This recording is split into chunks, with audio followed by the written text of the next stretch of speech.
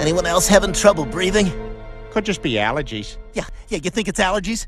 You don't think it's because we're running out of air? It's hard to say. I mean, I don't know how severe your allergies are. You are different such a people moron. are allergic to You know, I different hope things. we do die down here, Oh, just that's so nice. I never have to That's listen a to nice another thing to word say out of to your us. mouth. Listen, bro, I tried. I fucking tried. I tried to give this new season of From a chance. I tried to look past that mid-ass season 3 and convince myself that season 4 would be the comeback. But it looks like all my hope went down the drain just like in this damn town, because instead of a comeback, we got whatever this was.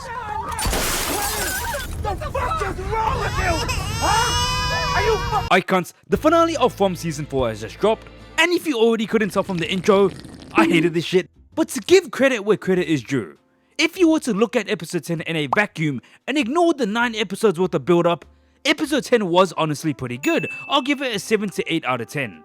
However, when you start to factor in that this is the finale of season 4, the episode that is meant to turn all that build up into actual payoff, the episode that is meant to hook the audience into watching the next season, that 7 to 8 starts dropping real fucking fast to a 5 out of 10.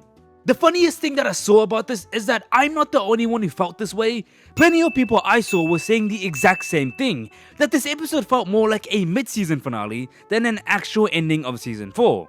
And I couldn't agree more. I'm not saying I wanted some Avengers Endgame type bullshit for every single finale.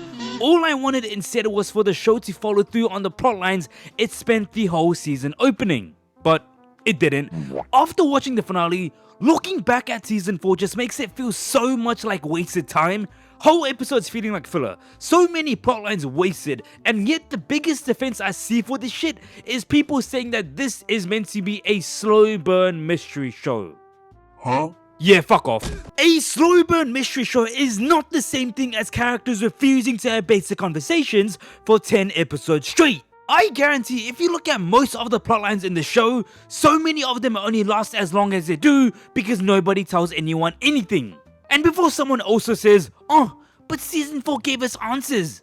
Yeah, it did. I'm not pretending like nothing happened. Some answers were good, but answers alone aren't enough to save a season that spent half its runtime stalling. If you waste episodes on forced drama, characters refusing to communicate, and plotlines that just barely move, you can't throw a few answers at the audience and act like the whole season was worth it. This really doesn't give me any hope for the next season. Season 5 doesn't just have to end the show now, it has to tie up so many plotlines across 4 seasons worth of build up. But I'm getting too ahead of myself. Let's stop the yapping and get into exactly what went wrong with episode 10 and season 4 as a whole. Watching episode 10 felt like being in a very exciting roller coaster that suddenly stops halfway through and tries to pick up the pace at the end. The start was very good, I ain't gonna lie. Jade and Tabitha were in the caves and they were trying to collect the bones as the monsters were stalking them. A very nice moment that stood out to me was when Jade wanted to sacrifice himself so that Tabitha could get out and be one step closer to saving everyone. That was great character progression. I don't know if you guys remember, but this man came into town as an arrogant, selfish prick who treated everyone like they were beneath him. So to see him evolve and reach to a point where he is willing to die for everyone, that is the kind of payoff that I was hoping for. They collect the bones, the people upstairs open up the bottle tree, and because there is now sunlight inside the caves, we get confirmation that the monsters cannot be in the sunlight. Yeah, right now this shit is straight fire. I was at the edge of my seat when I was watching this shit. Boyd and the others drop a ladder, but since Sophia's bitch ass cut it in the previous episode, it obviously broke, and both Tabitha and Jade remained stuck there. Shortly after, the whole town turned into a 4-night live event with lightning everywhere, the day suddenly turning into night, and random ass earthquakes happening, most likely because they took down the bottle tree. That is honestly one of the best starts of any From episode that I've seen in a while. It was intense, it was emotional, it was informative, but for some reason, it seems like they just ran out of gas because they just dropped the ball from this point onwards. The episode moved on to 2 deaths, with the first one being Marielle. They tried to make Marielle's death feel like this huge emotional gut punch, but I honestly couldn't give less of a fuck. This whole moment just felt like the writers just wanted to kill off someone for the finale, rather than some sort of tragic ending to a meaningful character arc. I do want to mention that I loved Kristie's acting here. She was great, she was doing everything she could to sell the moment. But it didn't matter how good her performance was when the writing is what failed to sell Marie. Legit, the only thing that I remember Marielle doing is arguing with Kristie, Do you really expect me to get emotionally attached to that? After Marielle, Elgin also got killed by Sophia. This one was honestly a bit more impactful, especially because Elgin didn't want to submit to Sophia, and there was also this cool little detail where after Elgin died, the sky suddenly turned back to daytime. You know, even though I'm sitting here enjoying this sequence and giving credit to Elgin's death, in the back of my mind, I just cannot get over how forced the setup was. Like really, Elgin was that fucking dumb to show that photo to Sophia? And don't give me no bullshit about, he's always been a dumbass. No.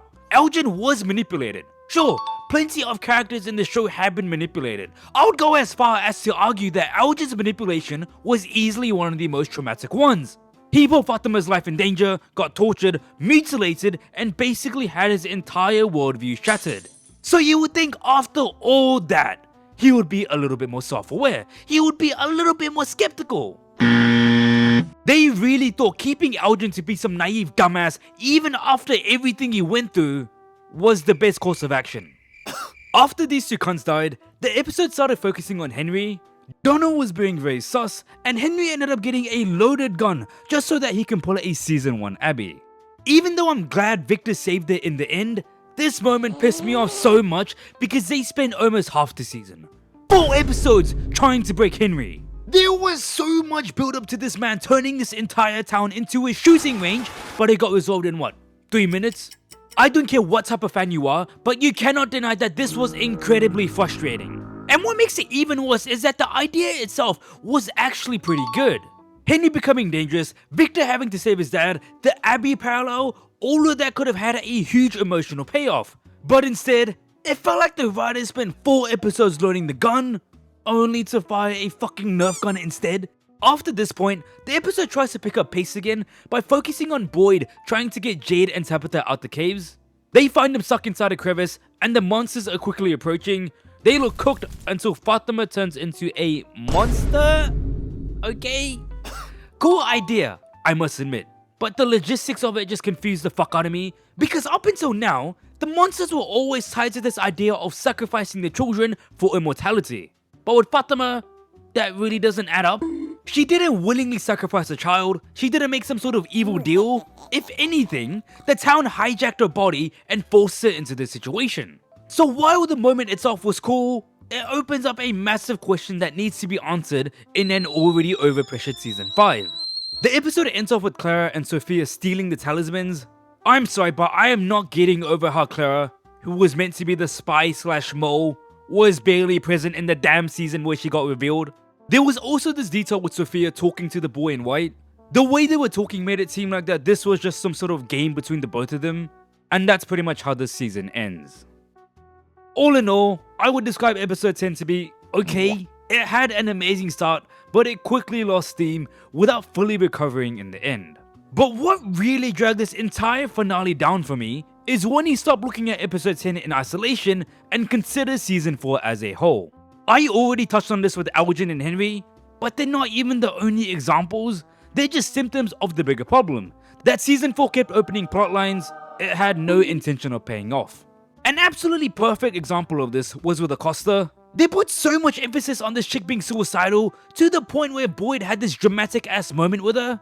Boyd even gave her the purpose of finding out more about the man in yellow, yet nothing came out of her. Fucking Elgin's dumbass cocked it before she could.